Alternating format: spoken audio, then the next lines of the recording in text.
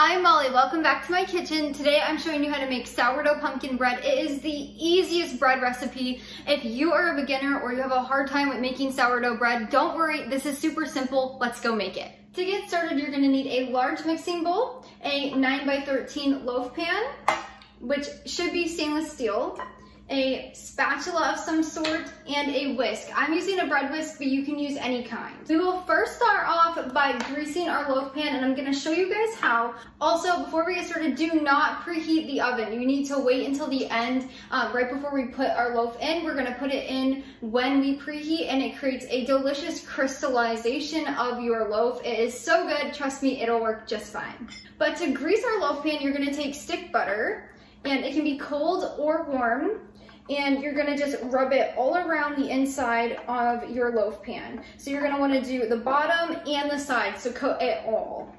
Now you're going to grab some flour and you're going to dust over all of that butter that you just rubbed in here. So you're gonna wanna coat the bottom and the sides. Just like that. And then what you're gonna wanna do is shake it around so everything's coated, and then take this over a garbage can and dump it upside down, tap the bottom, and it will get all of the excess out. I'm gonna go do that quick. Real quick before I forget, I have to tell you about a free sourdough cookbook that I wrote. I'll leave the link down in the description below. It has 25 sourdough recipes that we love and cherish in our home, and I know you will as well. Go check it out. They're very easy to make, and you're gonna love it. Now that we've prepared our loaf pan, set it aside and grab your mixing bowl and whisk. To get started, we are going to do a half of a cup of sourdough starter. You can use fed or discard, either is fine. 1 cup of pumpkin puree from a can.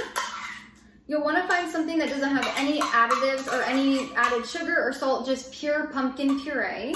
1/4 of a cup of sour cream. You can also substitute this for a unsweetened plain yogurt. And then 1 large egg,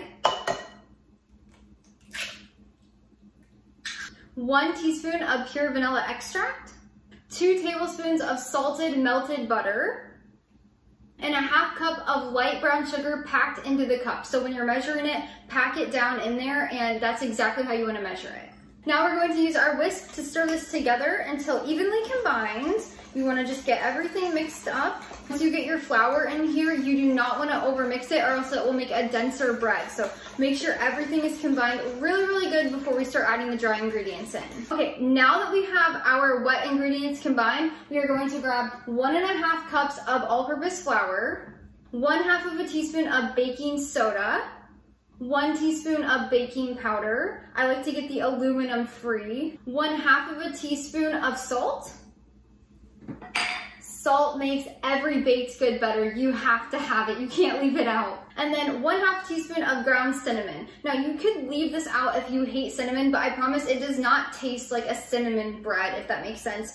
So I do recommend adding this in. Now that your dry ingredients are in your bowl, you can stir it together. You don't wanna just do it until everything is combined. You don't wanna overwork this batter. You do not have to do this if you want just plain pumpkin bread. Leave it as is, but now you can add in walnuts, pecans, nuts of choice, or chocolate chips to your recipe. This makes your bread just a little more special. My original recipe is just for plain, but this time, because I'm making this on a Thursday, I want to have some yummy bread for the weekend for Tyler and I, so I'm adding in about 1 cup of chocolate chips. And if you do decide to add anything into your batter, just stir it just until it's combined. You do not want to overwork this. Like I said before, you got to do a taste test, of course.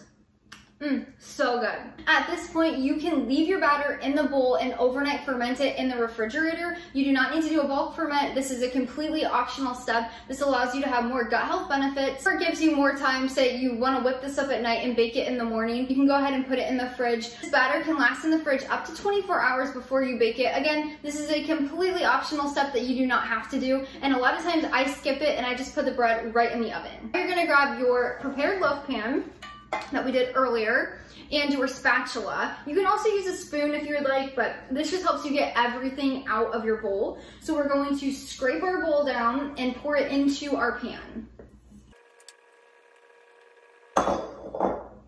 Once the batter is in your pan, you're gonna just use your spatula to even it out a little bit.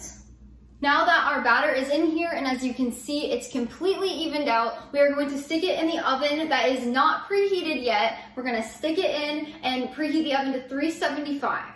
When the preheat has completed, you're going to bake your bread for 35 to 40 minutes. So I recommend putting your timer on 35 minutes and checking your bread with a toothpick. If it comes out clean, that means it's ready. If it comes out with a little bit of residue on there, it needs a few more minutes. So that's why I have up to 40 minutes, just in case your oven's a little off or you need more time.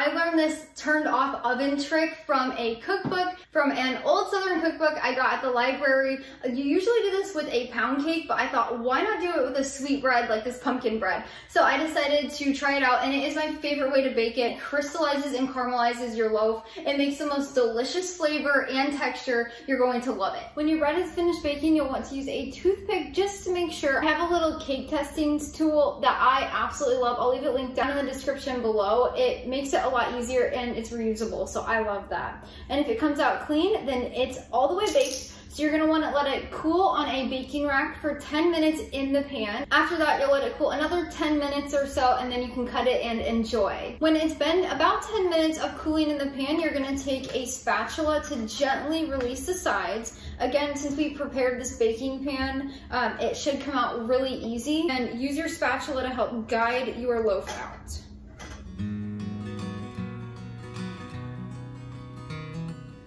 When your bread has cooled about another 10 minutes, you can slice it with a serrated knife or a bread knife. Just be gentle and careful and know that it's going to be very hot. I'm gonna slice my husband one too. He's working, so we're gonna have some treats. Right, we are gonna give it a try. I have one for myself and I have a slice for my husband. I will try it first. It's a little warm, so I'm just breaking it into a few pieces. Oh my gosh. The pumpkin flavor is perfect. It's just perfectly sweetened. It is so light and fluffy, but you get that caramelization on the top from baking it in the unpreheated oven. It is fantastic. If you are afraid of making a sourdough bread, you've got to try this. It is so easy. If you have not made this recipe, you need to go make it this weekend, this week. It is so good. You're going to love it. Thank you so much for joining me today. If you found this video helpful, make sure you give it a thumbs up, or if you love this recipe, make sure you subscribe also so you never miss one of our video uploads or recipes. I'll leave the link for this recipe down in the description below. You can go print it, save it, whatever you'd like to do. The full instructions are on there as well. Thank you so much for joining me today. Until next time, go make your house a home.